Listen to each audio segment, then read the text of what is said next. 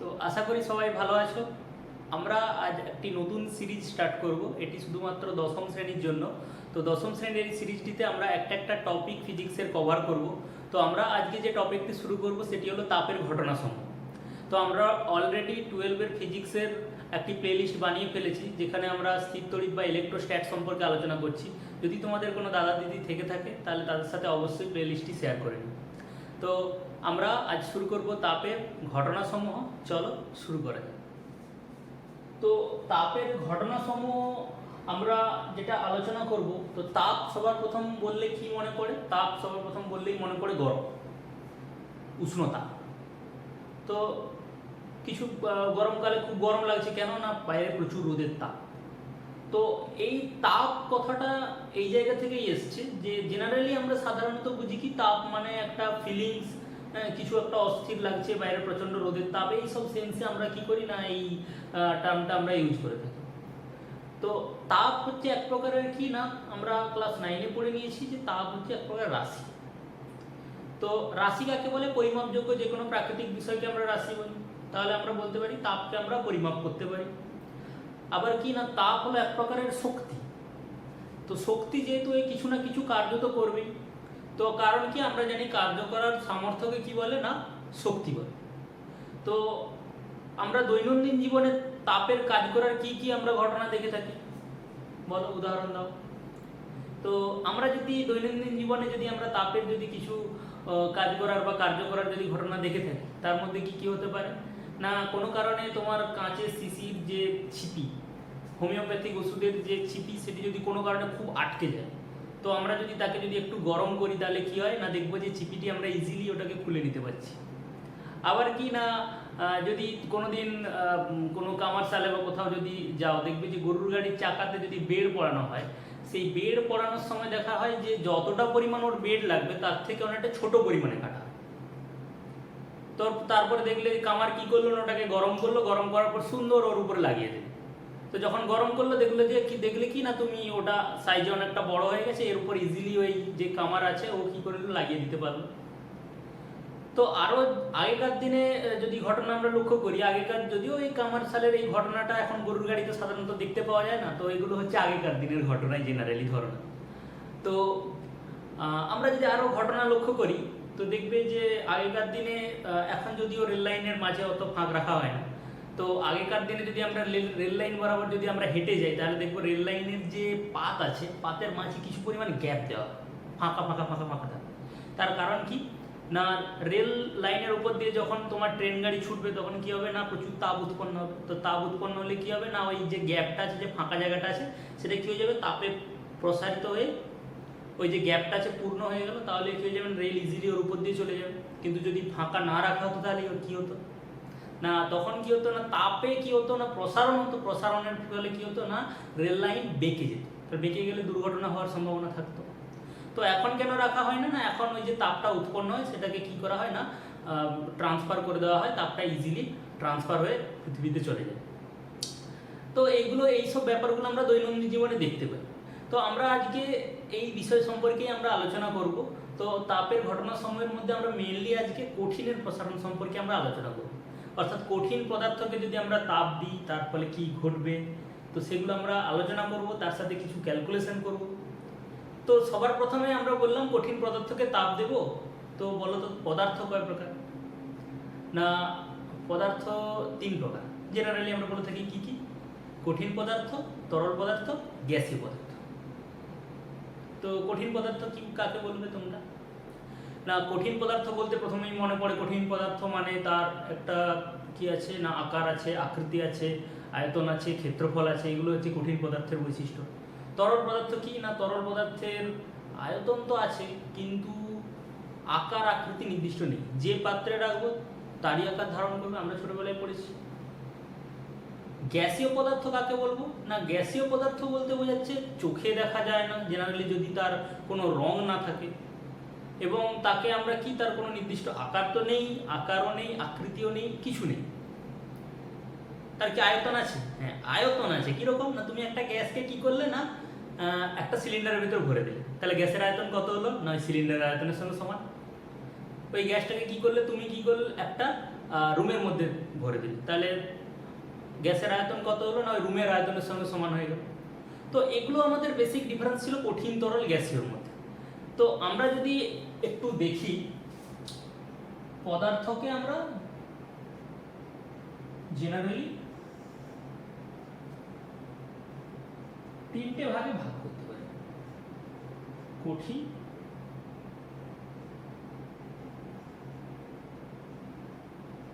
তরল,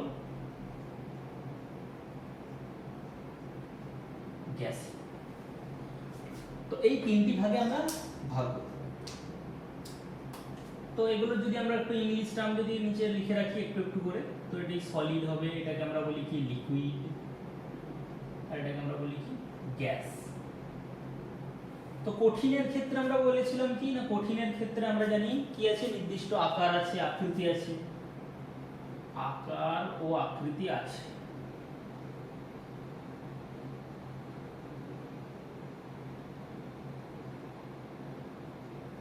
এর আকার আকৃতি আছে মানে কি, এর সাথে আমরা একই সাথে আমরা কি বলে দিতে পারি না, এর দৈর্ঘ্য আছে, প্রস্থ আছে, উচ্চতা আছে।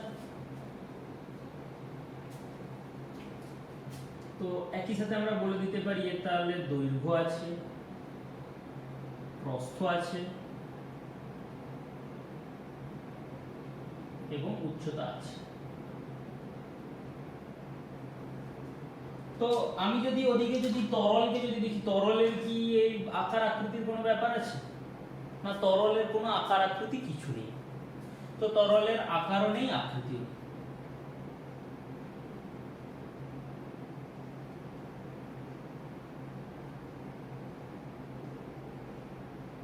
তো যেহেতু তরলের আকার এবং আকৃতি নেই, তাহলে তার দৈর্ঘ্য, প্রস্থ, উচ্চতা থাকার কোনো প্রশ্নই নেই। তাহলে এক্ষেত্রে কোনো আমরা দৈর্ঘ্য, প্রস্থ, উচ্চতা, এক্ষেত্রে কোনো নির্দিষ্ট দৈর্ঘ্য, প্রস্থ, উচ্চতা নেই। আর গ্যাসীয় পদার্থের ক্ষেত্রেও আমরা বলতে পারি কোনো আকার বা আকৃতি নেই।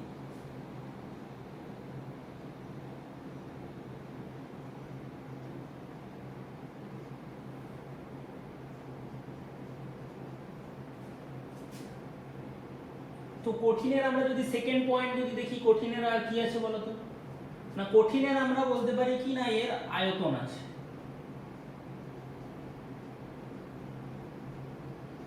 আয়তন আছে কারণ কি, দৈর্ঘ্য, প্রস্থ, উচ্চতা নির্দিষ্ট আছে। তাহলে দৈর্ঘ্য, প্রস্থ, উচ্চতা যদি নির্দিষ্ট থাকে তাহলে আমরা জানি কি আয়তন সমান দৈর্ঘ্য ইনটু প্রস্থ ইনটু উচ্চতা, করে দিলে আমরা আয়তন পেয়ে যাব।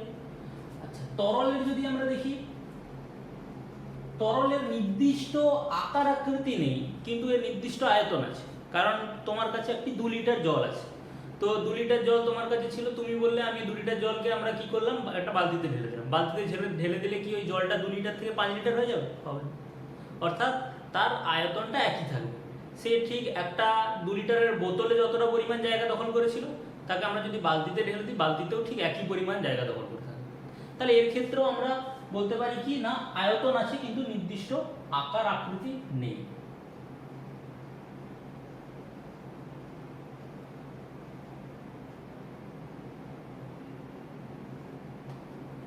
এগুলো 1 নম্বর পয়েন্ট ছিল সবগুলোরই, এটা 2 নম্বর পয়েন্ট। গ্যাসীয় পদার্থের কি আয়তন আছে? আমরা এক্ষুনি উদাহরণ দিলাম, গ্যাসীয় পদার্থের নির্দিষ্ট আয়তন নেই। কারণ তাকে আমি, তার আয়তন আছে কিন্তু নির্দিষ্ট আয়তন নেই। তাকে আমরা যে পাত্রে রাখবো তার উপরে নির্ভর করবে, সে পুরো সেই জায়গাটা দখল করে নেবে। তো তার উপর নির্ভর করবে তার আয়তন কতটা হবে। তাহলে আয়তন আছে কিন্তু নির্দিষ্ট আয়তন নেই।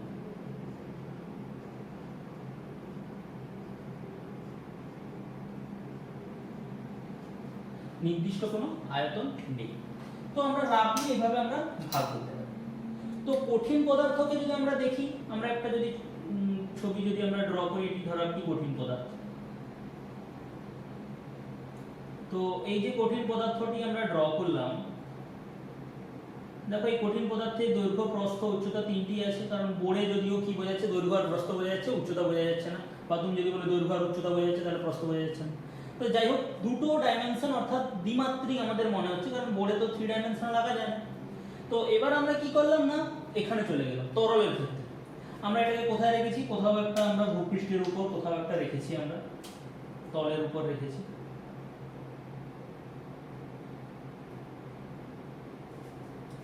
এবার আমরা কি করলাম না একে যদি তরলে চলে আসি, তরলের ক্ষেত্রে কেমন হয় না, তরলের ক্ষেত্রে এরকম কখনো থাকবে না। কখনো তরলকে এইভাবে থাকতে দেখেছো? এইভাবে থাকবে না। তরলের ক্ষেত্রে যদি আমরা রেখে দিই তরল পদার্থকে ভূপৃষ্ঠের উপর বা কোনো তলের উপর, তো সেক্ষেত্রে কেমন হবে? যদি এটি তরল পদার্থ হতো তাহলে সেক্ষেত্রে জাস্ট এরকম হয়ে অবস্থান করতো।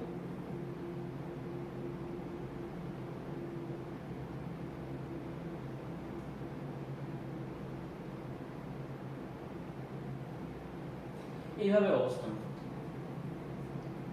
আর যদি আমরা গ্যাসীয় পদার্থের ক্ষেত্রে দেখি তাহলে সেক্ষেত্রে কি হতো না, গ্যাসীয় পদার্থের ক্ষেত্রে এর এইভাবে কোনো থাকার কোনো প্রশ্ন নেই। এরা কি থাকে না, যেমন ইচ্ছা তেমন ফাঁকা ফাঁকা হয়ে এরা অবস্থান করে। তো এদের মধ্যে তাহলে পার্থক্য কি আছে না, কঠিন পদার্থের মধ্যে প্রত্যেকটা অণুর মধ্যে আকর্ষণ বল এতটাই তীব্র যে তারা কি করে নির্দিষ্ট আকার এবং আকৃতি বজায় রাখে। অর্থাৎ নিজেদের মধ্যে এমন ভাবে দৃঢ়ভাবে আটকে রেখেছে যে তাদের যে শেপটা আছে সেই শেপটাই থাকবে, তার যেমন আকৃতি আছে, এই পেনটা যেমন আছে এরকমই থাকবে। তুমি যদি এটাকে এইভাবে দাঁড় করিয়ে দাও তাহলে এইভাবে থাকবে, যদি এভাবে দাঁড় করিয়ে দাও এভাবে থাকবে। কিন্তু তরল পদার্থকে আমরা কি করব, যেভাবেই রাখি না কেন তাদের মধ্যে আকর্ষণ বল এতটাই কম যে তারা পৃথিবীর অভিকর্ষজ বলের জন্য কি হয়ে যাচ্ছে না, তাদের নির্দিষ্ট আকার বা আকৃতি ধরে রাখতে পারবে। মানে কি হবে না, তারা পরস্পরকে ছেড়ে যেতে পারবে না, কিন্তু কি হবে তাদের মধ্যে আকর্ষণ বল থাকবে, কিন্তু কি হয়ে যাবে না, তারা ভূপৃষ্ঠের আকর্ষণ বলের জন্য তারা পৃথিবীর মাধ্যাকর্ষণ শক্তির জন্য কি হয়ে যাবে না, এইভাবে আকৃতি নেবে। কিন্তু গ্যাসের ক্ষেত্রে কি হয় না, গ্যাসের ক্ষেত্রে এদের মধ্যে আকর্ষণ বল এতটাই নিম্ন, প্রায় নেই বললেই চলে, যার ফলে এরা নিজেদের কোনো আয়তন রাখা ধরে রাখার কোনো প্রশ্নই নেই। এরা কি করবে, ফাঁকা ফাঁকা ফাঁকা ফাঁকা অবস্থান করবে। এদেরকে যদি তুমি ছোট জায়গায় যদি ভরে দাও, মনে করো আমি বললাম যে এই ছোট্ট জায়গাটার ভিতরে ভরে দাও, তখন এরা খুব কাছাকাছি এইভাবে অবস্থান করবে। আবার যদি ওদের বড় রুম দিয়ে দাও তখন ওরা কি করবে, ফাঁকা ফাঁকা অবস্থান করবে। অর্থাৎ এরা যেমন জায়গা পাবে ঠিক সেইভাবে এরা অবস্থান করবে। তো কঠিন তরল গ্যাসীয় এইভাবে আমাদের পার্থক্য আমরা জেনারেলি করতে পারলাম। তো অর্থাৎ কঠিন তরল গ্যাসীয়র মধ্যে, কঠিনের মধ্যে যত কাছাকাছি অবস্থান করছিল, কেন আকর্ষণ বল তীব্র ছিল ওদের মধ্যে, ওরা খুব কাছাকাছি অবস্থান করছে। তরলের ক্ষেত্রে কি হচ্ছে না, ওদের মধ্যে আস্তে আস্তে গ্যাপ বেড়ে গেছে এবং ওদের মধ্যে আকর্ষণ বলের পরিমাণ তুলনামূলক কমে গেছে। আর আমরা যদি এখানে গ্যাসের ক্ষেত্রে দেখি, এদের মধ্যে আকর্ষণ বলের মান আরো কমে গেছে, যার ফলে গ্যাপ আরো বেড়ে গেছে।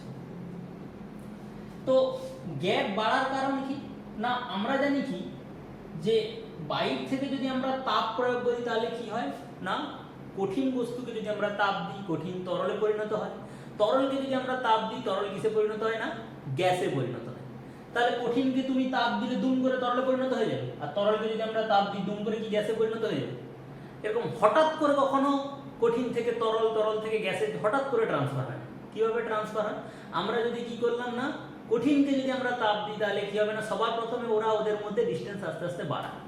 তাহলে আস্তে আস্তে আস্তে আস্তে ডিস্টেন্স বাড়াবে মানে কি, আগে এই পেনটার দৈর্ঘ্য এটা ছিল, তাহলে আমি একে যখনই তাপ দিয়ে দিলাম হঠাৎ করে কি তরলে পরিণত হয়ে যাবে না। আমি যদি একে যদি তাপ দিই আস্তে আস্তে আস্তে আস্তে এই দৈর্ঘ্য বাড়াবে, যত দৈর্ঘ্য বাড়াবে তত কি হবে না, এদের মধ্যে আকর্ষণ বলের মান আস্তে আস্তে কি হতে হবে, কমতে থাকবে। দৈর্ঘ্য যেমন বাড়াবে এদিকে প্রস্থ বাড়াবে, উচ্চতা বাড়াবে, অর্থাৎ এরা আস্তে আস্তে প্রসারণ হতে থাকবে। এরপর প্রসারণ যখন হতে থাকবে তখন কি ঘটবে না, এদের মধ্যে যত দূরত্ব বাড়বে এদের আকর্ষণ বলের মান আস্তে আস্তে আস্তে আস্তে কমতে থাকবে। যখন অনেকটাই কমে যাবে তখন কি হয়ে যাবে, তরলে পরিণত হবে। এবার তরলকে তুমি যদি তাপ দাও তখন কি হয়ে যাবে, ওরা আবার নিজেদের মধ্যে কি করবে না, আস্তে আস্তে আস্তে আকর্ষণ বলের মান কমাতে থাকবে এবং কমাতে কমাতে তারা কি হয়ে যাবে, আস্তে আস্তে আস্তে আস্তে কিসে পরিণত হবে না, গ্যাসে পরিণত হবে। তো এইভাবে কি হচ্ছে না, কঠিন থেকে তরল, তরল থেকে গ্যাসে কি হয়ে যাচ্ছে, পরিবর্তন হয়ে যাচ্ছে। তো আমরা আজকে মেইনলি আলোচনা করব কঠিনের প্রসারণ সম্পর্কে। অর্থাৎ আমরা যদি তাপ দিই তাহলে কি হবে, কঠিন পদার্থকে যদি তাপ দিই তার কি হবে, প্রসারণ হবে। তো কঠিন পদার্থকে যদি তাপ দিয়ে যদি তার প্রসারণ ঘটে তাহলে তার কঠিনের দৈর্ঘ্য, প্রস্থ, উচ্চতা তিনটি আছে। তাহলে আমরা যদি কঠিনকে যদি তাপ দিই তাহলে এটা যদি একটা মনে করো কঠিন পদার্থ এই পেনটি, তাহলে কি আমি তাপ দিলাম, তাপ দিলে কি হবে, এর দৈর্ঘ্য বাড়বে, এর প্রস্থ বাড়বে, এর উচ্চতাও বাড়বে।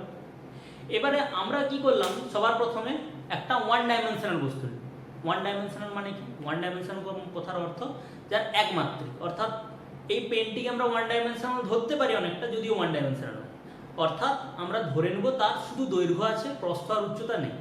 আমরা যদি কল্পনা করি এটি ছুঁচের মতো বা একটা রডের মতো, তার প্রস্থ আর উচ্চতাটা খুবই ছোট কার তুলনায়, দৈর্ঘ্যের তুলনায়। তাহলে আমরা কি করলাম না, একটি কঠিনের আমরা প্রসারণ নিয়ে আলোচনা করব এবং সবার প্রথমে একটি কঠিনের ওয়ান ডাইমেনশনাল রড বা একটি কঠিন পদার্থ যেটা একমাত্রিক এরকম একটা আমরা বস্তু নিলাম।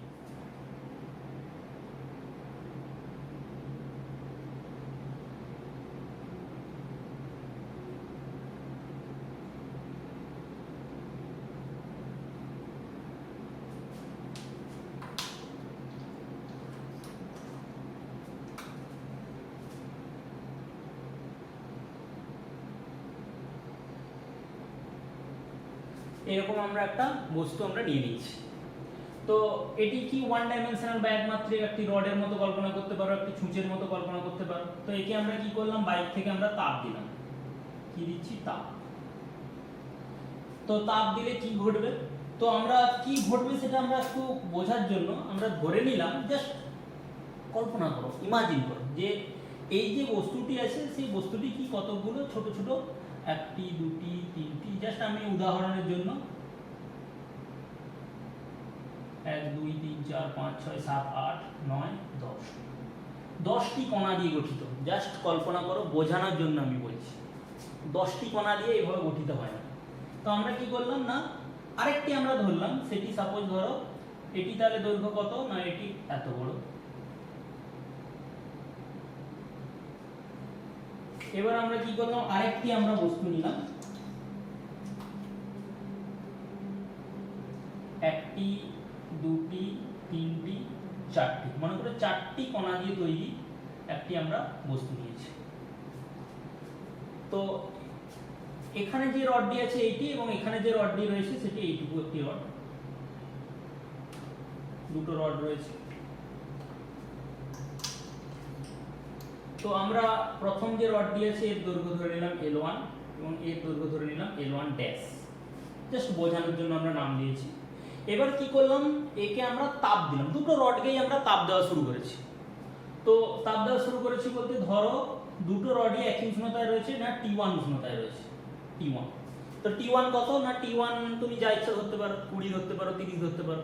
তো আমি সাপোজ ধরো বোঝানোর জন্য বলছি যে T1 সাপোজ আছে 30 ডিগ্রি সেন্টিগ্রেড। তো এবারে কি করলাম না, আমি 30 ডিগ্রি সেন্টিগ্রেড উষ্ণতায় রড রয়েছে দুটো রডই। এবার আমি কি করছি, বাইরে থেকে তাপ দিচ্ছি, তাহলে তাপ দিলে কি হবে না, আস্তে আস্তে উষ্ণতার পরিবর্তন হবে। উষ্ণতার পরিবর্তন হয়ে কত হবে না, T1টা কি হবে, চেঞ্জ হয়ে গেল T2, এবং ধরে নাও তাপ দেওয়ার ফলে উষ্ণতা হয়ে গেছে 70 ডিগ্রি সেন্টিগ্রেড। তো 70 ডিগ্রি সেন্টিগ্রেডে পৌঁছে গেলাম।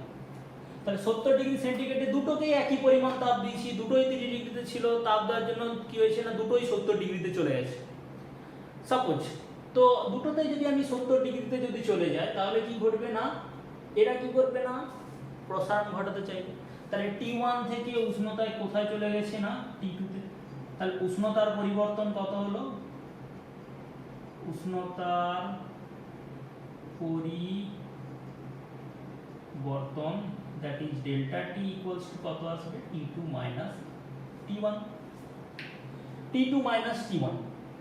তো T2 minus T1 উষ্ণতার পরিবর্তনের ফলে কি ঘটনা ঘটেছে, দেখো যেহেতু উষ্ণতা যেহেতু বেড়েছে তাহলে কি করবে না, এরা এদের মধ্যে যে গ্যাপ আছে সেই গ্যাপটা কি করবে, বাড়াতে চাইবে। তাহলে যে গ্যাপ যদি বাড়াতে চায়, এদের মধ্যে যে গ্যাপ আছে প্রত্যেকটার মধ্যে ধরে নাও গ্যাপ এতটা পরিমাণ গ্যাপ আছে, তাহলে প্রত্যেকটা গ্যাপ, এই গ্যাপটা আগে ছিল, ধরো এখানে এই গ্যাপটা আছে, তার পাশেরটাও একই সেম গ্যাপ আছে, প্রত্যেকটা ধরে নাও একই পরিমাণ গ্যাপ রয়েছে। তো আমি যখন তাপ দিব কি করবে, ওই গ্যাপগুলো বাড়ানোর চেষ্টা করবে। তো গ্যাপগুলো যদি বাড়ানোর চেষ্টা করে তাহলে কি ঘটবে না, এখানে মনে করো আমি ধরে নিচ্ছি, কারণ যখন দৈর্ঘ্যের প্রসারণ হবে তখন কি হবে না, দুই দিকেই বাড়বে। আমি জাস্ট বোঝানোর জন্য আমি ধরে নিচ্ছি যে আমার এই দিকটা ঠিক আছে, ওই দিকটায় বাড়ছে, আমি জাস্ট বোঝানোর জন্য। তো এই যেটি আছে এ কি করবে, একটু সরতে চাইবে, কতটা সরবে না, এখানে ছিল তো এখান থেকে একটু কোন দিকে সরে গেল, একটু ডান দিকে সরে গেল। তো একটু ডান দিকে সরে গেল মানে মনে করো এখানে সরে গেছে। তো এখানে যদি সরে যায় তাহলে যদি এগুলো কি হবে, এই যে বস্তুটি রয়েছে, এই যে কোন পয়েন্টটি রয়েছে, এই পয়েন্টটি কি হবে না, আগে কোন পয়েন্টে ছিল, এখানে ছিল, এখানে ছিল। তো এখানে যেহেতু ছিল, এই কণাটি যেহেতু এদিকে সরলো সেহেতু কি হবে, ও সমপরিমাণ ওইদিকে অটোমেটিক সরে যাবে, অর্থাৎ এখানে চলে গেল। তো এখানে যেহেতু চলে গেল তাহলে সেক্ষেত্রে কি ঘটবে, যেহেতু তাপ বৃদ্ধি হয়েছে তার মানে তাপ দিয়েছি, তার মানে কি ঘটবে, উষ্ণতা যেহেতু পরিবর্তন হচ্ছে তাহলে এই গ্যাপটাও আগের থেকে কিছুটা পরিমাণ বাড়বে, এই গ্যাপটাও আগের থেকে কিছুটা পরিমাণ বাড়বে, এই গ্যাপটাও আগের থেকে কিছুটা পরিমাণ বাড়বে, এই গ্যাপটাও আগের থেকে কিছুটা পরিমাণ বাড়বে, এই গ্যাপটাও আগের থেকে কিছুটা পরিমাণ বাড়বে। 1 2 3 4 5 6 7 8 9 10, প্রত্যেকটা গ্যাপ দেখো আগের থেকে অনেকটা পরিমাণ বেড়ে গেছে। তাহলে যেহেতু অনেকটা পরিমাণে বেড়ে গেছে সেহেতু এখন আমাদের কতটা পরিমাণ দৈর্ঘ্য বৃদ্ধি ঘটলো না এতটা। তো আমি ধরে নিচ্ছি নতুন যে রডটির দৈর্ঘ্য সেটি L2, আগে ছিল L1 এখন হয়ে গেছে কত L2। প্রত্যেকটি গ্যাপের দেখো প্রত্যেকটা গ্যাপ, আগে যে গ্যাপটা ছিল সেই গ্যাপটা বেড়েছে, এই যে গ্যাপটা এটাও বেড়েছে, এই গ্যাপটা এটা, তার মানে এই গ্যাপটা এখানে এসেছে, এই গ্যাপটা এখানে হয়ে গেছে, এই গ্যাপটা এখানে চলে গেছে, পর পর চলে গেছে। এবার আমি এটা যদি লক্ষ্য করি না এই সেম পরিমাণ গ্যাপ এখানেও বাড়বে। তো এখানে ছিল আগের যে গ্যাপটা ছিল সেটা বেড়ে কোথায় চলে গেল এখানে, এই যে গ্যাপটা ছিল এই গ্যাপটা বেড়ে কোথায় চলে গেল এখানে, এই যে গ্যাপটা ছিল এই গ্যাপটা বেড়ে কোথায় চলে গেল এখানে, এবং এই গ্যাপটা যেটা ছিল সেটা বেড়ে কোথায় চলে গেল এখানে। কি বললাম বোঝা গেছে? এইভাবে কি হয়ে গেল না চলে গেল। তাহলে যদি লক্ষ্য করো এক্ষেত্রে আমি ধরে নিচ্ছি যে যতটা পরিমাণ দৈর্ঘ্য হলো, আগে এটি কত ছিল, এটি ছিল আমাদের L1 ড্যাশ, আমি ধরে নিচ্ছি এটি কত, নতুন যে দৈর্ঘ্যটি হয়েছে এই দৈর্ঘ্য L2 ড্যাশ। তাহলে এক্ষেত্রে আমাদের কতটা পরিমাণ দৈর্ঘ্য বৃদ্ধি হয়েছে না, এক্ষেত্রে আমাদের দৈর্ঘ্য বৃদ্ধি কত, delta L dash equal to আমরা বলতে পারি কি L2 dash minus L1 dash. আর এক্ষেত্রে দৈর্ঘ্য বৃদ্ধি কত, ডেল্টা L ইকুয়াল টু কত, L2 মাইনাস L1। তাহলে একটা জিনিস লক্ষ্য করে দেখো যে ডেল্টা এল আর ডেল্টা এল ড্যাশ কি সমান, ডেল্টা এল আর ডেল্টা এল ড্যাশ কি সমান না, ডেল্টা এল তুলনামূলকভাবে অনেক বড় কার তুলনায়, ডেল্টা এল ড্যাশের তুলনায়। তো এদের মধ্যে কি পার্থক্য ছিল না, দুটোরই তো আমি সমান পরিমাণ উষ্ণতা বৃদ্ধি করেছি, তাহলে কি পার্থক্য ছিল এদের না, এদের মধ্যে পার্থক্য ছিল প্রাথমিক দৈর্ঘ্যে। দেখো প্রাথমিক যে দৈর্ঘ্যটা নিয়েছিলাম সেটা কি ছিল না, প্রথমটার ক্ষেত্রে ছিল L1, দ্বিতীয়টার ক্ষেত্রে কত ছিল না L1 ড্যাশ। অর্থাৎ প্রাথমিক দৈর্ঘ্য যার বেশি ছিল তার কি হবে, দৈর্ঘ্য বৃদ্ধিও বেশি পরিমাণে ঘটছে। যেহেতু L1 গ্রেটার দেন, এখানে দেখো আমরা L1 টা কি ছিল না গ্রেটার দেন L1 ড্যাশ বড় ছিল, তাহলে এই ক্ষেত্রে এর দৈর্ঘ্য বৃদ্ধিও কত হয়েছে, বেশি হয়েছে। কিন্তু দুটোতেই কিন্তু আমরা সমান উষ্ণতার পরিবর্তন করেছি, দুটোই 30 থেকে 70 নিয়ে গেছি। তাহলে আমরা বলতে পারি জেনারেলি যে দৈর্ঘ্যের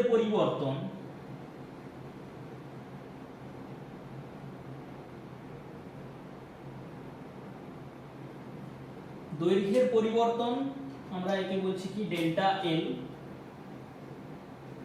কার সাথে সমানুপাতিক না, তার প্রাথমিক দৈর্ঘ্যের সঙ্গে সমানুপাতিক। যার প্রাথমিক দৈর্ঘ্য বড় ছিল, তার কত হবে না বেশি পরিমাণ দৈর্ঘ্যের পরিবর্তন ঘটবে, যেখানে কি কনস্ট্যান্ট না ডেল্টা টি ধ্রুবক, অর্থাৎ উষ্ণতার পরিবর্তন ধ্রুবক। এবার আমরা কি করলাম না, এবারে আমরা দুটো সমান দৈর্ঘ্যের আমরা রড নিয়ে নিলাম, দুটো সমান দৈর্ঘ্যের আমরা, অবশ্যই কিন্তু আমরা যেগুলো নিচ্ছি সব একই মেটেরিয়ালের, অর্থাৎ একই পদার্থ দিয়ে তৈরি। আমরা কি করলাম না এই একটি রড নিয়ে নিয়েছি আর এই একটি রড নিয়ে নিয়েছি। আচ্ছা সমান দৈর্ঘ্য নিব বলেছি, তাহলে আমরা ছোট বড় কেন নিব, দুটোই হচ্ছে সমান দৈর্ঘ্য নিয়ে নিয়েছি। এবারে কি করলাম, দুটোরই প্রাথমিক উষ্ণতা T1, T1 কত না ধরে নাও 30 ডিগ্রি। এবারে এই যে রডটি আছে এই রডটিকে আমরা কি করলাম না উষ্ণতা বৃদ্ধি করে আমরা T1 থেকে কোথায় নিয়ে চলে গেলাম, T2 তে নিয়ে চলে গেলাম। যেখানে T2 কত না T1 ছিল মনে করো 30 ডিগ্রি সেন্টিগ্রেড আর T2 টা মনে করো 70 ডিগ্রি সেন্টিগ্রেডে নিয়ে চলে গেছি। আর দ্বিতীয় ক্ষেত্রে এই যে রডটি রয়েছে একে আমরা কি করলাম না উষ্ণতা বাড়িয়ে আমরা সাপোজ আমরা নিয়ে চলে গেলাম 90 ডিগ্রি সেন্টিগ্রেড। তাহলে এখন মনে হচ্ছে কি কার দৈর্ঘ্য বৃদ্ধি বেশি ঘটবে না, দেখো এই ক্ষেত্রে উষ্ণতার পরিবর্তন কত ডেল্টা টি কত না, এই ক্ষেত্রে উষ্ণতার পরিবর্তন 40 আর এই ক্ষেত্রে উষ্ণতার পরিবর্তন কত না 60। তাহলে দেখো যত এদের মধ্যে আমরা যদি আবার যদি একটু ডায়াগ্রাম যদি একটু বোঝার চেষ্টা করি, এই গ্যাপগুলো ছিল তো যত উষ্ণতা পরিবর্তন বেশি হবে তত কি হবে, গ্যাপ বাড়বে। তাহলে 40-এ এদের মধ্যে যে গ্যাপটা ছিল, এই গ্যাপটা মনে করো এইটা ছিল। তো 40 যখন আমরা করে দিলাম উষ্ণতার পরিবর্তন, তখন এদের মধ্যে গ্যাপটা মনে করো বেড়ে এতটা হবে। তাহলে 60-এ নিশ্চয়ই তার থেকে আরো বড় গ্যাপ হবে। তাহলে 60 যখন আমরা টেম্পারেচার চেঞ্জ করে দিলাম, অর্থাৎ উষ্ণতার পরিবর্তন করে দিলাম, তখন তাদের মধ্যে গ্যাপ আরো বেড়ে গেল। তাহলে গ্যাপ যেহেতু আরো বেড়ে গেল, সেহেতু আমরা বলতে পারি কি না, যেটিতে উষ্ণতার পরিবর্তন বেশি হচ্ছে তার দৈর্ঘ্যের বৃদ্ধিও কি হবে না, অনেক বেশি হবে। তাহলে আমরা বলতে পারি দৈর্ঘ্যের পরিবর্তন, that is delta L proportional to delta T. যার উষ্ণতার পরিবর্তন বেশি হবে তার দৈর্ঘ্যের বৃদ্ধিও বেশি হবে, যখন আমাদের কি না L1 ধ্রুবক। তো এখান থেকে আমরা কি লিখতে পারি না, এখান থেকে আমরা লিখে দিলাম কি না, যেহেতু দুটো প্রপোর্শনাল আছে তো আমরা একসাথে কম্বাইন করে লিখতে পারি delta L equals to k L1 delta T. এইটি আমরা লিখে দিলাম। তো কে কি না, কে কে আমরা বললাম কি না, সমানুপাতিক ধ্রুবক।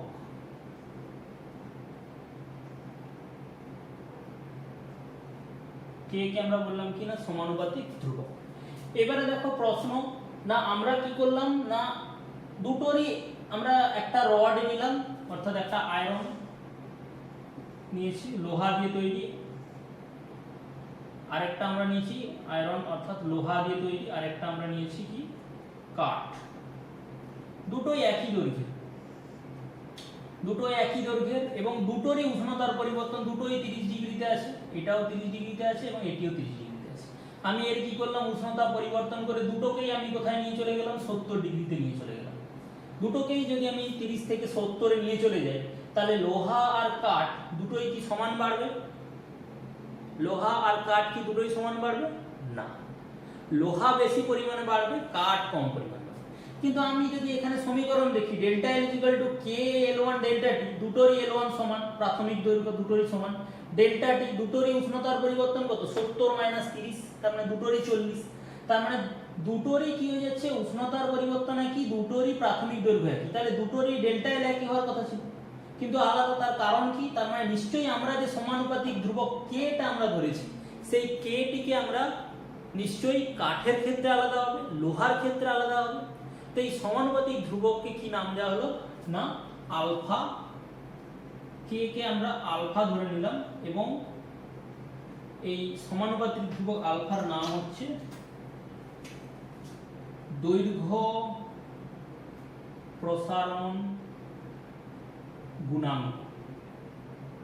কেন না, দৈর্ঘ্য প্রসারণের জন্য এটা এসেছে। গুণাঙ্ক কেন না, L1 ডেল্টা টির সঙ্গে গুণ আকারে আছে, L1 এবং ডেল্টা টির সঙ্গে গুণ আকারে আছে। এই গুণাঙ্ক অর্থাৎ আলফা এ ঠিক করে দেবে যে ওর কতটা পরিমাণ দৈর্ঘ্যের বৃদ্ধি ঘটবে।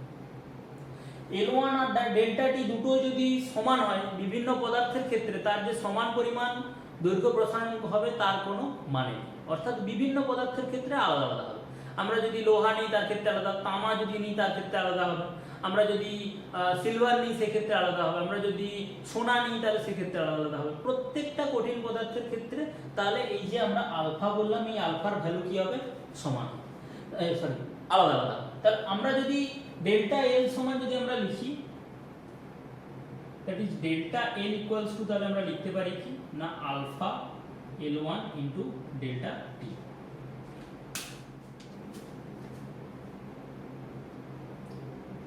ডেল্টা এল ইকুয়ালস টু আমরা আবার কি লিখতে পারি, L2 - L1 that is equal to alpha L1 delta টি। তো এখান থেকে আমরা আলফা বলতে পারি কি না, L2 - L1 বাই কি L1 ইনটু ডেল্টা টি। কারণ কি না, ডেল্টা এল সমান কি, অন্তিম দৈর্ঘ্য বিযুক্ত প্রাথমিক দৈর্ঘ্য করে দিলাম। তাহলে এখান থেকে আমরা কি পেয়ে গেলাম, আলফা পেয়ে গেলাম। আলফাটাকে আমরা কি বলেছিলাম না, দৈর্ঘ্য প্রসারণ গুণাঙ্ক। তো দৈর্ঘ্য প্রসারণ গুণাঙ্ক যেটি বলেছি, তাহলে এর আমাদের একক কি হবে, একক নির্ণয় করো, মাত্রা নির্ণয় করো কি হবে, একক কি হবে, মাত্রা কি হবে। না আলফার যদি একক লক্ষ্য করো কি হবে বলো তো, না L2 L1 মানে কি বোঝাচ্ছে দুটো দৈর্ঘ্যের বিয়োগফল। তাহলে প্রথমে ছিল 5 মিটার, পরে হলো 7 মিটার, তাহলে দুটো মিটার মিটার বিয়োগ করলে কি হবে, মিটারই আসবে। তার মানে দুটো দৈর্ঘ্য বিয়োগ করলে তার একক কি হবে, না আমার একটি দৈর্ঘ্যই আসবে। তাহলে আমি যদি এসআই পদ্ধতিতে যদি ক্যালকুলেশন করি তাহলে কি হবে, না দুটো দৈর্ঘ্য যদি বিয়োগ করি উপরে কি আসবে, দৈর্ঘ্য, মানে আমাদের মিটার। আচ্ছা এটা কি ছিল, প্রাথমিক অবস্থায় যে দৈর্ঘ্য ছিল, দৈর্ঘ্য m। ডেল্টা টি কি, না উষ্ণতার পরিবর্তন। তো এসআই পদ্ধতিতে উষ্ণতার একক কি হয়, না কেলভিন। তো উষ্ণতার একক যেহেতু কেলভিন, সেহেতু আমরা বসাতে পারি কি, না ডেল্টা টি ইকুয়াল টু কত হবে, কেলভিন ইউনিট। তাহলে মিটার মিটার যদি কেটে যায় তাহলে আলফার ইউনিট কি হবে, একক কি হবে, না কেলভিন ইনভার্স। আলফার একক হবে কি, না কেলভিন ইনভার্স। তো আমরা যদিও এরপরে ক্যালকুলেশন করে একটু দেখাবো যে আমাদের অ্যাকচুয়ালি কেলভিন ইনভার্স আকারেও লিখতে পারি, আমাদের টেম্পারেচারের বা উষ্ণতার আরো ইউনিট আছে সেলসিয়াস, সেই আকারেও লিখতে পারি। আমরা যদি আরেকটি ইউনিট আছে ফারেনহাইট, সেই আকারেও লিখতে পারি। আমরা যেভাবে হবে আমরা সেই আকারে আমরা লিখতে পারবো। মাত্রা কি হবে, দেখো মাত্রা তো আমরা একক দেখলেই বলতে পারবো, এর মাত্রা হবে কি, না আলফার যে ডাইমেনশন হবে সেটি হবে কি, না যেহেতু অন্য কেউ নেই তাহলে এর ডাইমেনশন কি হবে, ওই একই কে ইনভার্স, বা আমরা এইভাবেও লিখতে পারি ক্যাপিটাল থিটা ইনভার্স, অথবা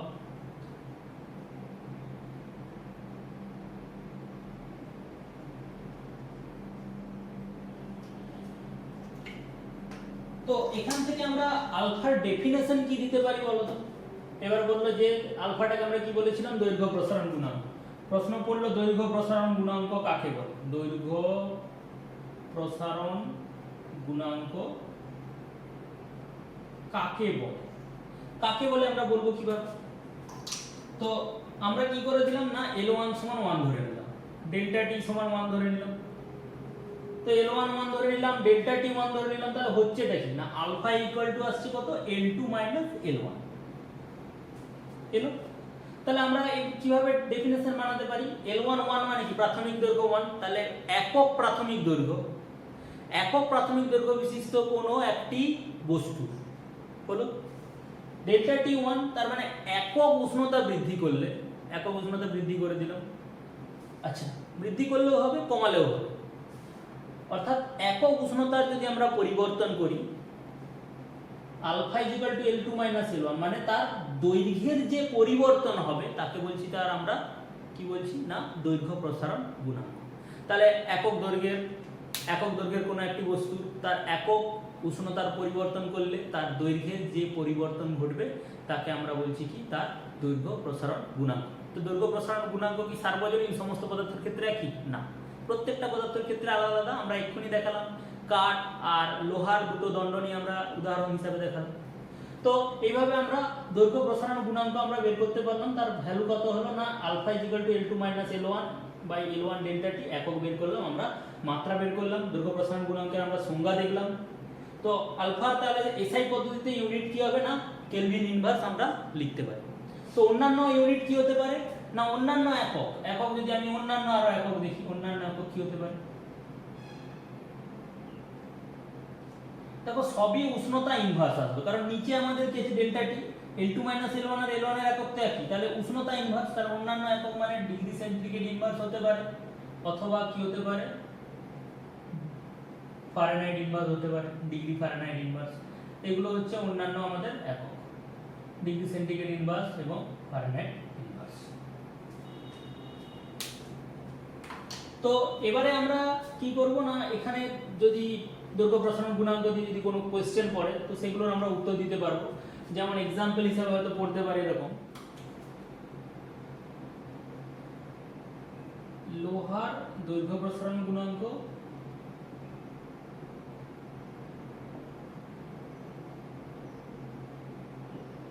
(12 × 10⁻⁶ ডিগ্রি সেন্টিগ্রেড ইনভার্স বলতে কি বোঝো,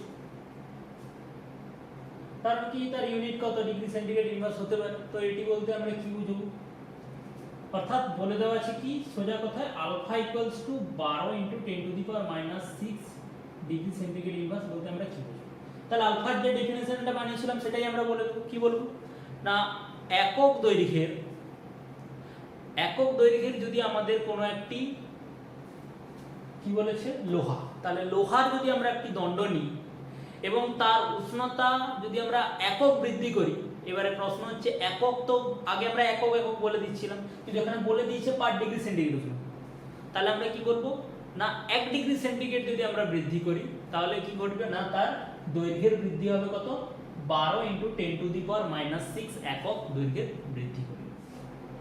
তো ফার্স্ট আমরা জেনারেল ফর্মুলা লিখছি আলফা ইকুয়াল টু কত বলতো L2 মাইনাস L1 বাই কত L1 ইনটু ডেল্টা T। তো আমরা যদি সেন্টিগ্রেডে যদি করি প্রথমত, তো alpha C is equal to তাহলে বলবো কি L2 minus L1 by L1 into T2 minus T1। তো যেখানে T1 টা কিসে আছে ডিগ্রি সেন্টিগ্রেডে দেওয়া আছে এবং T2 টাও কিসে দেওয়া আছে না ডিগ্রি সেন্টিগ্রেডে দেওয়া আছে। তাহলে যদি আমরা আলফা কে বের করি তাহলে আলফা কে এর ক্ষেত্রে আমরা বলতে পারি কত L2 মাইনাস L1 বাই কত L2 মাইনাস L1 বাই কত L1 ইনটু কত আসবে T2 মাইনাস T1, যেখানে T1 টা কিসে দেওয়া আছে কেলভিনে দেওয়া আছে এবং T2 টা কিসে দেওয়া রয়েছে কেলভিনে দেওয়া রয়েছে। তো আলফা সি আলফা কি এর মধ্যে কি সম্পর্ক না আমরা জানি কি T ইকুয়াল টু কত T প্লাস 273, কারণ সেলসিয়াস থেকে আমরা যদি আমরা কেলভিন স্কেলে যদি ট্রান্সফার করি তাকে 273 দিয়ে যোগ করতে হবে, কারণ আমরা জানি 27 ডিগ্রি সেন্টিগ্রেড মানে কত কেলভিন 300 কেলভিন, 27 প্লাস 273 করলে 300 আসে তাই না। তাহলে আমরা এখান থেকে আমরা বলতে পারি কি T2 ইকুয়ালস টু কত T2 প্লাস 273, আবার T1 সমান বলতে পারি কি T1 প্লাস 273। তো আমরা যদি T2 মাইনাস T1 করি তাহলে কি হয়ে গেল না that is T2 minus T1 এর সঙ্গে সমান।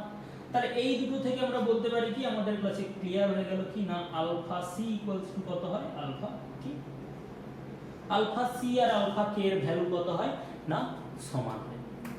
কিন্তু আলফা এফ কি সমান হবে তো চেক করো। তো চেক করার জন্য আমরা প্রথমে আলফা কে লিখে নিলাম, তো আলফা ফারেনহাইট কি সমান হবে আলফা এফ সমান, তাহলে আমরা লিখতে পারি কি L2 মাইনাস L1 বাই কত হবে L1।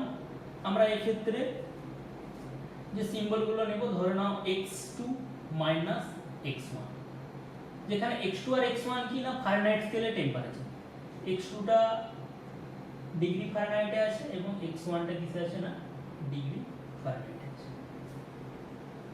তো এখান থেকে আমাদের x2 x1 এর ভ্যালু যদি আমরা T2 T1 এর সঙ্গে যদি কোনোভাবে যদি আমরা চেঞ্জ করতে পারি বা ইন্টারচেঞ্জ করতে পারি তাহলে আমরা সেই ক্ষেত্রে পেয়ে যাব। তো আমাদের কাছে ফর্মুলা কি আছে সেলসিয়াস থেকে ফারেনহাইটে কনভার্ট করার, বলো তো আমরা জানি কি C/5 সমান কত হয় F - 32/9। তো সেলসিয়াস স্কেলে যখন উষ্ণতা T1 তখন ফারেনহাইট স্কেলে উষ্ণতা কত x1। আবার যখন সেলসিয়াস স্কেলে উষ্ণতা যখন T2 তখন ফারেনহাইট স্কেলে উষ্ণতা কত না x2। তো এই দুটো থেকে যদি আমরা ক্যালকুলেশন করি এটিকে যদি বিয়োগ করি তাহলে কত আসবে T2 মাইনাস T1/5, বাম পক্ষ বিয়োগ করলাম, এবার ডান পক্ষ যদি বিয়োগ করি তাহলে x2 9 লসাগু x2 minus 32 minus x1 minus 32 তাহলে কত x2 মাইনাস x1/9। তাহলে আমরা বলতে পারি কি T2 মাইনাস T1 আগেরটা যেমন কি বলেছিলাম T2 মাইনাস T1 সমান ক্যাপিটাল T2 মাইনাস T1, কিন্তু এই ক্ষেত্রে আমরা সেটা লিখতে পারবো না, তার মানে একটা 9-5 এর একটা গন্ডগোল রয়ে যাচ্ছে। তাহলে সেই ক্ষেত্রে আমরা লিখতে পারি কি না x2 মাইনাস x1 সমান that is x2 minus x1 সমান লিখতে পারি 9/5 T2 minus T1। তো আমরা কি করলাম না এই যে x2 minus x1 এর ভ্যালুটা আছে আমরা এখানে পুট করে দিলাম, তাহলে আলফা f সমান আমরা বলতে পারি কি L2 minus L1 বাই কত হবে না L1 into x2 minus x1 সমান কত 9/5 T2 minus তো আমরা যদি 9 এর 5 কে উল্টে দিই তাহলে আসবে কত, 5 এর 9 L2 minus L1 by T2 minus T1 into কত L1। তো আমাদের দেখো এই যে যেটা লিখেছি আমরা এদিকে, এটা কোথায়, এই জিনিসটা হচ্ছে এই আলফা সি। তাহলে আলফা এফ সমান আমরা বলতে পারি কি, দ্যাট ইজ আলফা এফ সমান আমরা বলতে পারি 5 এর 9 আলফা সি। তো আমাদের কিভাবে এলো, কি ব্যাপার, এগুলো কিন্তু পড়ে না, আমি জাস্ট ইন্টারেস্টের জন্য আমি দেখালাম যে কিভাবে আমাদের এলো। আমাদের আসে কি না, আলফা সি আলফা এফ এর মধ্যে সম্পর্ক কি, আমরা বলে দিলাম আলফা এফ সমান 5/9 আলফা সি। আমাদের আছে আলফা সি আলফা কে এর মধ্যে সম্পর্ক কি, আলফা সি ইকুয়ালস টু কত হয় না আলফা কে। তো আমরা এইভাবে দেখলাম যে দৈর্ঘ্য প্রসারণ গুণাঙ্কগুলোর মধ্যে পারস্পরিক কি সম্পর্ক রয়েছে এবং কি এদের মধ্যে কিভাবে আমরা একটা থেকে অন্যটা চেঞ্জ করতে পারি। কঠিন পদার্থকে তাহলে আমরা যদি তাপ প্রয়োগ করি, যদি একমাত্রিক হয়, তাহলে সেক্ষেত্রে দেখলাম তার দৈর্ঘ্যের প্রসারণ ঘটছে। কিন্তু প্রকৃতিতে কি শুধু দৈর্ঘ্যের প্রসারণ ঘটে, এমনটা তো নয়। যদি এমন হয় কোনো 2 ডাইমেনশনাল বস্তু, 2 ডাইমেনশনাল বস্তু মানে অর্থাৎ এই ধরো বোর্ড বা যে কোনো যদি যার শুধু দৈর্ঘ্য এবং প্রস্থ রয়েছে, কোনো উচ্চতা নেই, এরকম যদি কোনো বস্তু থাকে, তাহলে যদি আমরা তাকে তাপ প্রয়োগ করি তাহলে কি ঘটবে না, তার দৈর্ঘ্যেরও প্রসারণ ঘটবে এবং তার প্রস্থেরও প্রসারণ ঘটবে। তাহলে একটা বস্তু দৈর্ঘ্য প্রস্থ যদি দুটাই বাড়ে তাহলে তার কি বাড়বে, অ্যাকচুয়ালি তার ক্ষেত্রফল বাড়বে। অর্থাৎ একটি বস্তু ছিল, তাকে আমি বাইরে থেকে তাপ দিয়েছি, তাহলে এর দৈর্ঘ্যটা বেড়ে কোথায় চলে গেল এদিকে এবং প্রস্থটা বেড়ে চলে গেল কোথায় এদিকে, তাহলে তার অ্যাকচুয়ালি কি বেড়ে গেল না ক্ষেত্রফল বেড়ে গেল। তাহলে এক্ষেত্রে আমরা পড়বো কি যে ক্ষেত্রফল প্রসারণ, অর্থাৎ আমরা যদি কোনো কঠিন বস্তুকে যদি তাপ দিই তাহলে তার কিভাবে তার ক্ষেত্রফল প্রসারণ ঘটছে।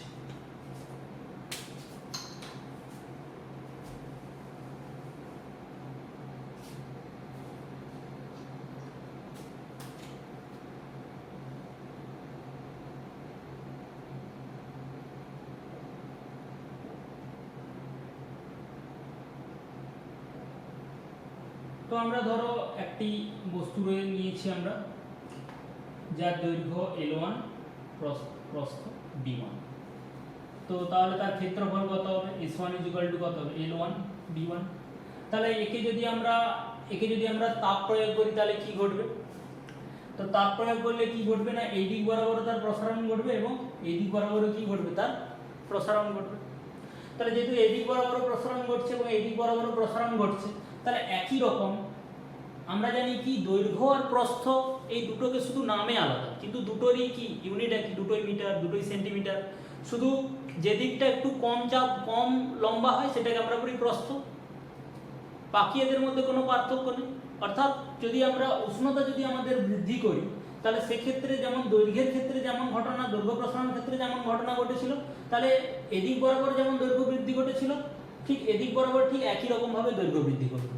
তাহলে আমরা ধরলাম L1 থেকে আমাদের যদি উষ্ণতা যদি প্রথমে T1 ছিল, তার উষ্ণতা যদি বৃদ্ধি করে যদি আমরা T2 করে দিই,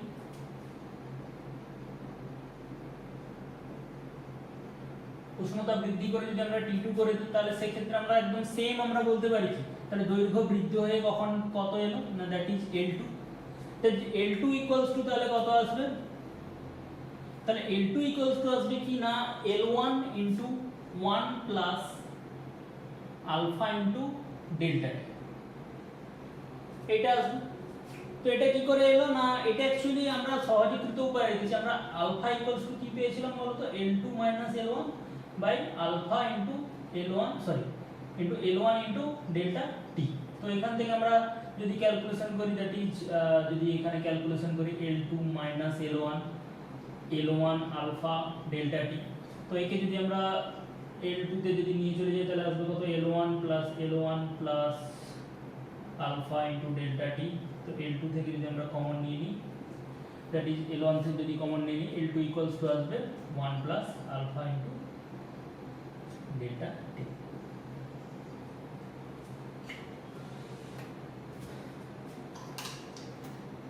তাহলে তার এখন দৈর্ঘ্য হয়ে গেছে কত, এটা তার এখন নতুন দৈর্ঘ্য L2। তাহলে আমরা জানি কি না, একটা নির্দিষ্ট পদার্থের ক্ষেত্রে তার দৈর্ঘ্য প্রসারণ গুণাঙ্ক কি হয়, সমান হয়। তাহলে একটি নির্দিষ্ট পদার্থের ক্ষেত্রে সোনা তো যে কোনো সোনার ক্ষেত্রে একই হবে, কাঠ তো যে কোনো কাঠের ক্ষেত্রে একই হবে।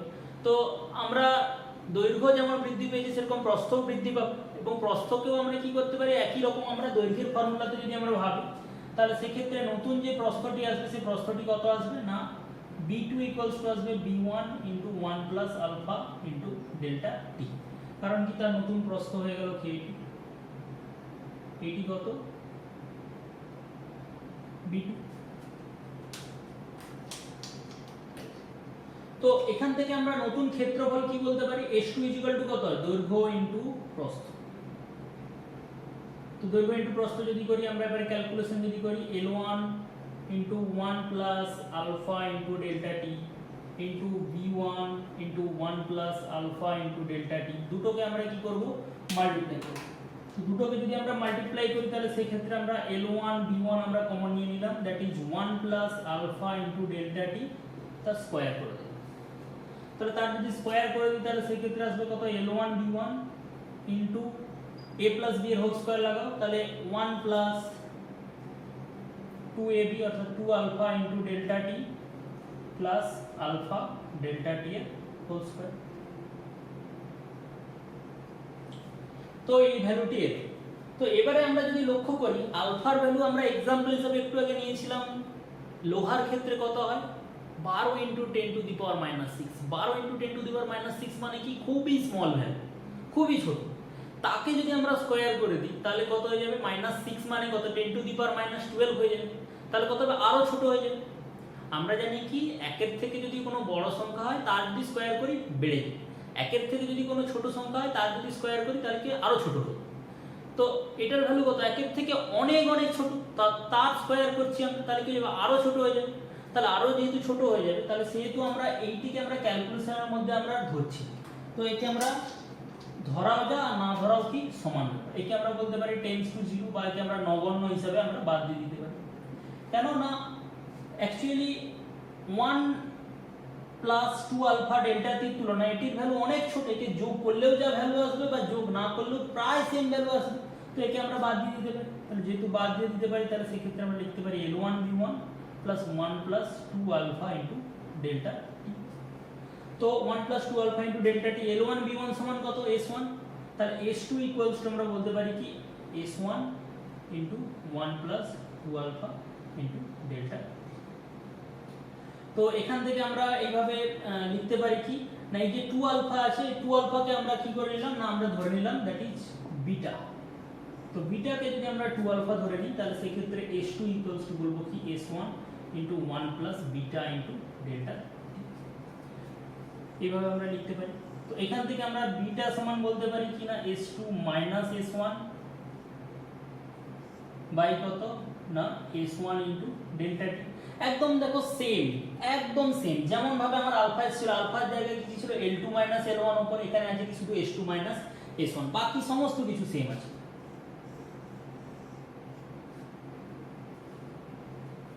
তাহলে এখান থেকে একে বলছি কি আমরা বিটাকে আমরা কি বলছি না ক্ষেত্র প্রসারণ গুণাঙ্ক।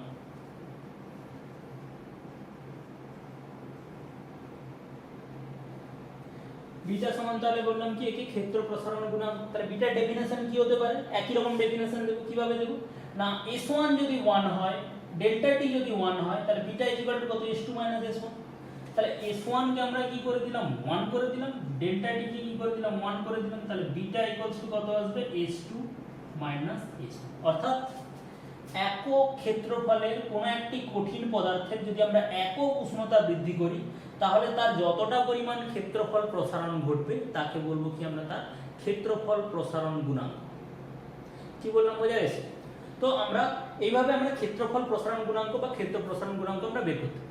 তা যেহেতু সেম ক্যালকুলেশন একদম হুবহু সব সেম, শুধু আমাদের আলফার ক্ষেত্রে কি ছিল L2 minus L1 by L1 into delta t, সেহেতু এর ক্ষেত্রেও আমাদের রিলেশন সেম আসবে। অর্থাৎ আমরা যদি লিখি that is beta c is equal to আমরা বিটা কে লিখতে পারবো, beta c is equal to beta কে লিখতে পারবো, আর বিটা এফ ইকুয়াল টু আমরা লিখতে পারবো কি একই রকম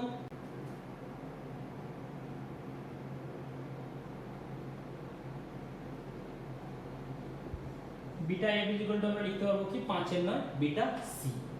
তো এখান থেকে আমরা আর কি বিটার আমাদের ইউনিট কি হবে না সেম ইউনিট হবে, ডিগ্রি সেন্টিগ্রেড ইনভার্স হতে পারে, degree kelvin inverse kelvin inverse হতে পারে, ডিগ্রি ফারেনহাইট ইনভার্স হতে পারে। তো বিটার ইউনিট আমাদের কি কি হতে পারে ইউনিট, তো ইউনিট আমাদের সেম ডিগ্রি সেন্টিগ্রেড ইনভার্স বা আমাদের কেলভিন ইনভার্স হতে পারে, এগুলো সব অথবা অথবা কেলভিন ইনভার্স হতে পারে, অথবা আমাদের কি হতে পারে না ডিগ্রি ফারেনহাইট ইনভার্স হতে পারে। তো এসআই পদ্ধতিতে ইউনিট বললে আমরা কি লিখতে পারি, এসআই পদ্ধতিতে ইউনিট বললে আমরা কেলভিন ইনভার্স লিখতে পারি। কেউ যদি ডিগ্রি সেন্টিগ্রেড ইনভার্স লিখে সেক্ষেত্রেও ভুল না, কারণ কি না যেহেতু ডিগ্রি সেন্টিগ্রেড ইনভার্স আর ডিগ্রি কেলভিন ইনভার্স দুটো দিয়ে যদি ক্যালকুলেশন করি দুটোই সেম, অর্থাৎ আলফা সি আলফা কে আর বিটা সি বিটা কে যেহেতু সেম, তাহলে সেহেতু আমরা এই দুটোকেই আমরা কি দুটো ইউনিটকেই আমরা এসআইতে আমরা ইউজ করতে পারি।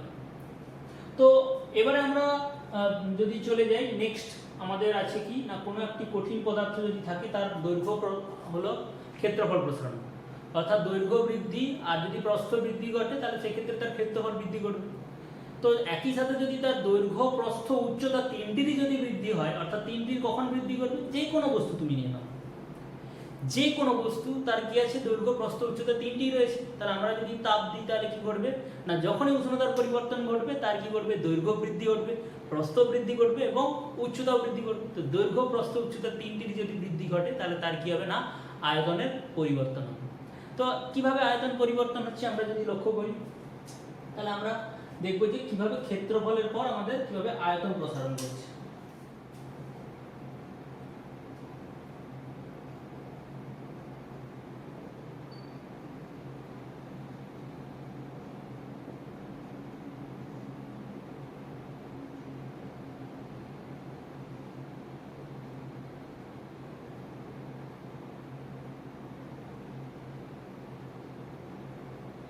এরকম একটি আমরা বস্তু নিয়ে নিলাম, তো এই বস্তুটার আমাদের দৈর্ঘ্য প্রস্থ উচ্চতা সবই রয়েছে। তো প্রাথমিক দৈর্ঘ্য আমরা ধরে নিচ্ছি কত না L1, প্রস্থ ধরে নিচ্ছি কত B1, উচ্চতা কত ধরে নিচ্ছি H1।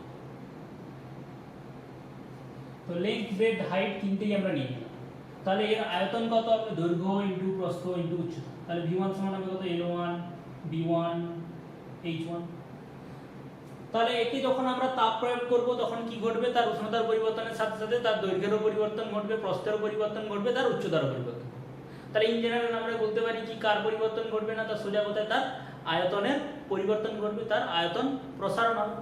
তাহলে আমরা বাইক থেকে কি করলাম না প্রাথমিকভাবে তার উষ্ণতা ধরো T1 ছিল, তো তাকে আমরা যখন এই উষ্ণতা কি করলাম তাপ দেওয়ার ফলে কি হয়েছে না উষ্ণতা পরিবর্তন হয়ে গেছে কত না T2।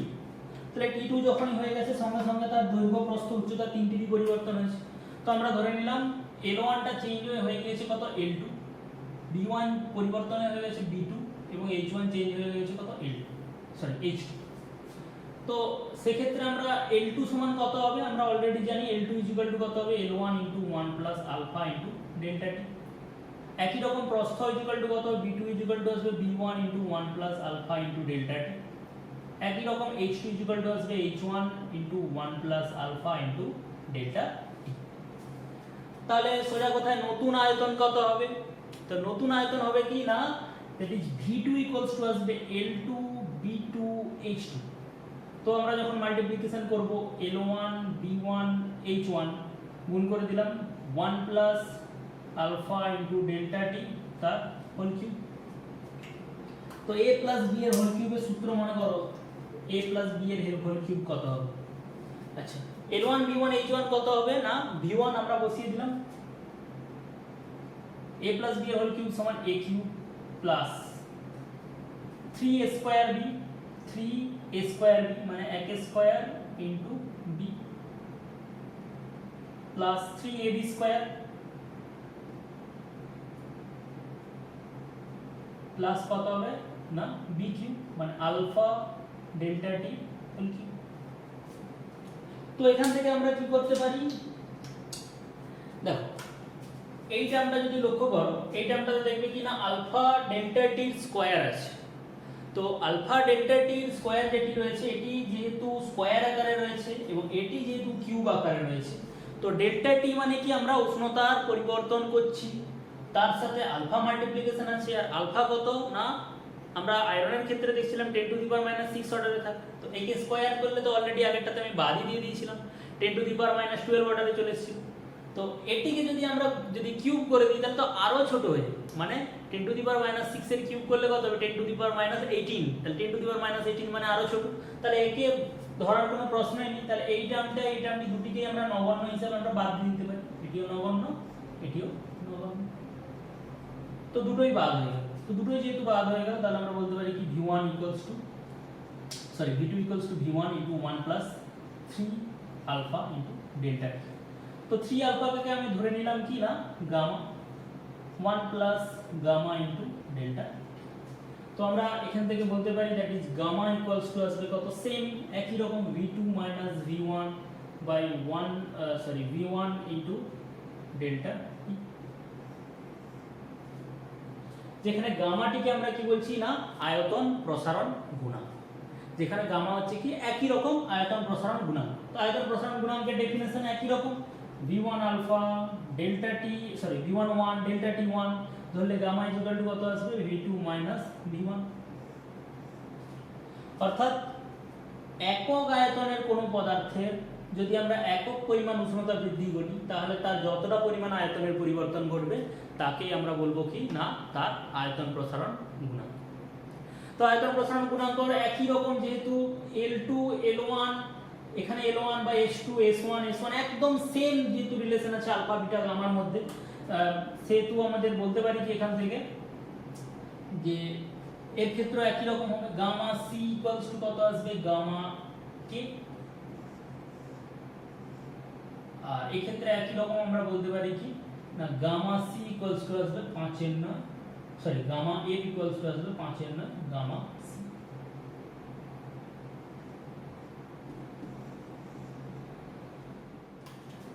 তাহলে এখান থেকে আমরা আরেকটা জিনিস কি বলতে পারি, যে আমরা ধরে নিয়েছিলাম কি বিটা = 2 আলফা, আবার গামা ধরে নিয়েছিলাম কত 3 আলফা।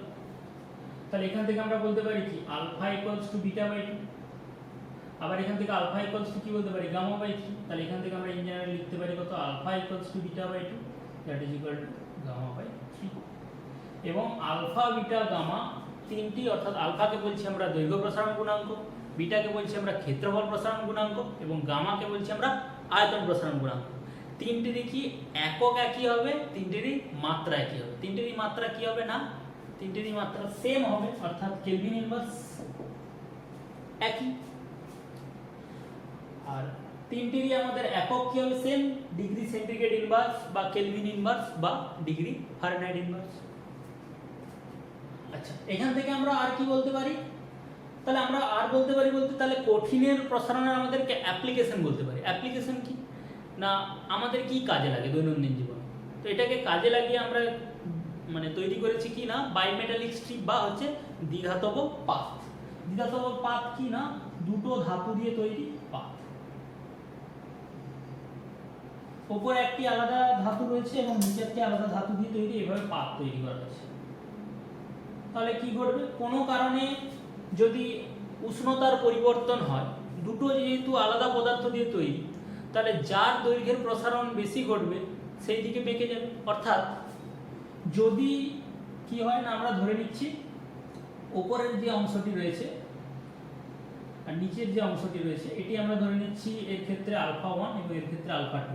যদি α1 গ্রেটার দেন α2 হয়, অর্থাৎ কার বেশি, উপরের সাদা অংশটি যেটি রয়েছে না ওর দৈর্ঘ্য প্রসারণ গুণাঙ্ক বেশি, তাহলে আমরা যদি উষ্ণতা প্রয়োগ করি কি হবে, ও বেশি পরিমাণ দৈর্ঘ্য বৃদ্ধি করতে চাইবে, আর এ কি করবে কম পরিমাণ দৈর্ঘ্য বৃদ্ধি করতে চাইবে। তাহলে যে বেশি পরিমাণ দৈর্ঘ্য বৃদ্ধি করতে চাইবে, আমাদের দুটো হাত রয়েছে এইভাবে রয়েছে, তাহলে যদি এটি যদি বেশি দৈর্ঘ্য প্রসারণ করে এটি যদি কম করে, তাহলে যদি বেশি দৈর্ঘ্য প্রসারণ করতে চায় তাহলে কি মেকে যাবে এইভাবে। অর্থাৎ উপরের অংশটি যদি বেশি দৈর্ঘ্য প্রসারণ করতে চায় তাহলে কি হবে না এইভাবে মেকে যাবে, নিচের অংশটি বেশি দৈর্ঘ্যে প্রসারণ করতে চাচ্ছে না, অর্থাৎ এইভাবে বেঁকে যায়। তো আমরা এটা বুঝবো কি করে যে কেন এইদিকে বাঁকলো উল্টো দিকে কেন বাঁকলো না, তার কারণ হচ্ছে আমরা যদি লক্ষ্য করি দুটোরই সেন্টার যদি লক্ষ্য করি তো এমনভাবে বেঁকেছে তাহলে দুটোরই প্রায় সেন্টার সমান। তাহলে আমরা যদি এখান থেকে যদি রেডিয়াস লক্ষ্য করি, এর রেডিয়াস এভারেজ রেডিয়াস কত ধরে নিলাম কত r1 আর এর এভারেজ রেডিয়াস কত r2, গড় R2। তাহলে আমরা জানি কি যার ব্যাসার্ধ বেশি হয় তার বৃত্তচাপও কি হয় তত বেশি হয়, তাহলে নিশ্চয়ই এর বৃত্তচাপ বেশি, তাহলে এর বৃত্তচাপ বেশি সেই জন্য কত ব্যাসার্ধ বেশি, তো ব্যাসার্ধ বেশি তাই বৃত্তচাপ বেশি, বৃত্তচাপ বেশি মানে কি ওর দৈর্ঘ্য নিশ্চয়ই বেশি পরিমাণে বেড়েছে। তো এটিকে আমরা বাইমেটাল স্ট্রিপ বা একে আমরা কোথায় ইউজ করি দ্বিধাতম পাতকে, না আমরা কোনো স্বয়ংক্রিয় যেখানে আমাদের সার্কিট ব্রেক করতে হয়, অর্থাৎ কোনো কারণে আমরা কোনো হিটারে বা বৈদ্যুতিক ইস্ত্রিতে কী হলো না আমাদের পার্টিকুলার একটি উষ্ণতার পর আমরা সুইচ অন করে রেখে দিয়ে চলে গেছি, আমরা যদি ভুলে যাই তাহলে কী যাবে, পুড়ে যেতে পারে। তো পার্টিকুলার কি একটি উষ্ণতা যখনই পেরিয়ে যাবে তখন কি ঘটবে, তো সাপোজ মনে করো এখানে একটি কানেকশন করা আছে, এইরকম জায়গায় কোনো একটি জিনিসের সার্কিটের কানেকশন করা আছে, তো এই কি হচ্ছে গরম হচ্ছে, তো সাপোজ ধর এইরকম জায়গায় আছে, তো এই যখন গরম হবে তখন কি করবে না আস্তে আস্তে আস্তে আস্তে বাঁকা শুরু করবে, তো যখন বাঁকতে থাকবে তখন কি হয়ে যাবে আস্তে আস্তে আস্তে একটা সময় কি হয়ে যাবে না এইভাবে যখনই বেঁকে যাবে পুরোটা তখন কি হয়ে যাবে সার্কিটটা ব্রেক হয়ে গেল, মানে কি কারেন্ট আর ওর মধ্যে দিয়ে পাস করতে পারবে না, তো কারেন্ট যেহেতু পাস করতে পারবে না তাহলে আমাদের কি এই যন্ত্রটা ঠিক থাকবে, যদি আমরা বৈদ্যুতিক ইস্ত্রিতে ইউজ করি তাহলে আমাদের জামা কাপড় ঠিক থাকবে, পুড়ে যাবে না। তো যখনই আবার ঠান্ডা হয়ে যাবে তখন কেউ আবার আগের অবস্থানে ফিরে আসবে, অটোমেটিক আবার কি হয়ে যাবে কানেক্ট হয়ে যাবে, তাহলে অটোমেটিক যখনই কানেক্ট হয়ে গেল সঙ্গে সঙ্গে কি হলো না আবার বস্তুটি চলতে শুরু করলো। তো এইভাবে আমরা কি করতে পারি না এর যে কঠিন পদার্থের যে প্রসারণ রয়েছে একে আমরা অ্যাপ্লাই করে আমরা বিভিন্ন বৈদ্যুতিক যন্ত্রে অ্যাপ্লাই করতে পারি। আশা করি তোমাদের ভিডিওটি ভালো লেগেছে, যদি ভিডিওটি ভালো লেগে থাকে তাহলে অবশ্যই চ্যানেলটি সাবস্ক্রাইব করে নাও, সাবস্ক্রাইব করার সাথে সাথে সাবস্ক্রাইব বাটনের পাশে যে বেল আইকনটি আছে সেটি অবশ্যই প্রেস করবে, তার সাথে সাথে লাইক করো, কমেন্ট করো আর শেয়ার করো। দেখা হবে আবার পরের নেক্সট ভিডিওতে।